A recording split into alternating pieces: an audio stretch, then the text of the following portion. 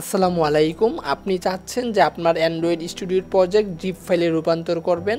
তার জন্য এখান থেকে 4 লাইনে ক্লিক করবেন, তারপর এখান থেকে এক্সপোর্টে ক্লিক করবেন, তারপর এখান থেকে এক্সপোর্ট টু জিপ ফাইল, ঠিক আছে, এখানে ক্লিক করবেন। তারপর এখান থেকে আপনি চাইলে আলাদা এই যে লোকেশন তৈরি করতে পারেন। তো আমরা এখান থেকে আলাদা একটা লোকেশন তৈরি করে নিয়ে আসি। দিস পিসি থেকে এখানে গেলাম, তো এখান থেকে একটা ফোল্ডার ক্রিয়েট করি। এখান থেকে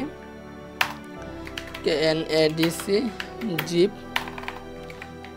জিপ ফাইল নামে, তো এই ফোল্ডারের এটা কপি করলাম, এখান থেকে কপি করলাম, কপি করে তারপর আমরা এখান থেকে এই ডি ড্রাইভে সিলেক্ট করলাম। তারপর এখান থেকে মূলত আমরা যে ফোল্ডারটা আমরা ক্রিয়েট করছি ওই ফোল্ডারটাকে সিলেক্ট করে দিব। এখান থেকে এটা সিলেক্ট করে দিলাম এবং এখান থেকে ওকেতে ক্লিক করলাম।